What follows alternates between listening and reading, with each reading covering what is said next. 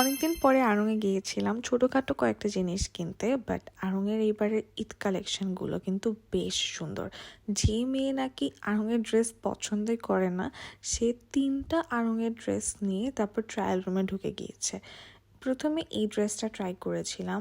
এটার কাপড়টা বেশ সফট ছিল, বাট আমার কাছে মনে হয়েছে একবার দুইবার পরার পর আমি এটা আর পরতে পারবো না, কাপড়টা তেনা তেনা হয়ে যাবে।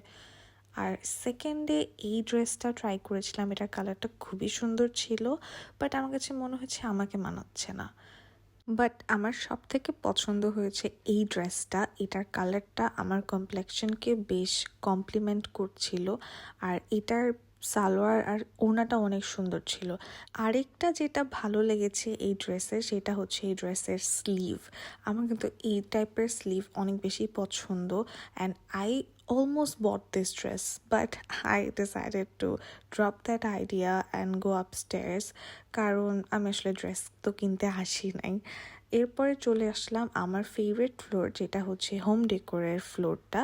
অ্যান্ড মিরর দেখলে তো একটু মিরর সেলফি ভিডিও নিতেই হবে, ইটস আ মাস্ট।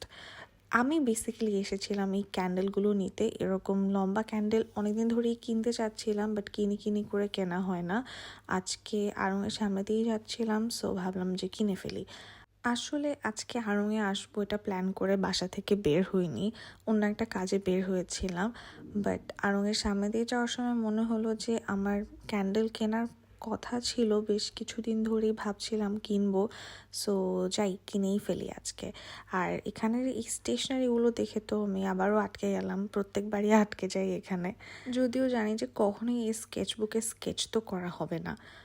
আর এই যে জুয়েলারি বক্সগুলো, এই গ্লাসের জুয়েলারি বক্স অ্যান্ড ল্যাম্প, প্রত্যেকবার আমি দেখি, প্রত্যেকবার এটা সামনে দাঁড়ায় থাকি, অ্যান্ড প্রত্যেকবার চিন্তা করি যে পরের বার যখন আসবো তখন কিনবো, যখন হাতে টাকা থাকবে। অ্যান্ড আমার হাতে কখনোই আসলে টাকা থাকে না এগুলো কেনার জন্যে। And same goes for these photo frames.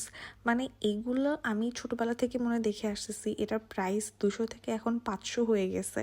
And আমি কিনবো করে কিনি না কখনোই, বাট আজকে কিনেই ফেললাম, কারণ 6 মাস পরে এটার প্রাইস দেখা যাবে 500 থেকে 700, 700 থেকে 1000 হয়ে গেছে। অ্যান্ড তখন আমি আবারও রিগ্রেট করবো যে এটা যখন প্রাইস আর একটু কম ছিল তখন কিনে ফেললে ভালো হতো। লাইফে আসলে রিগ্রেটস যত কম রাখা যায় তত ভালো।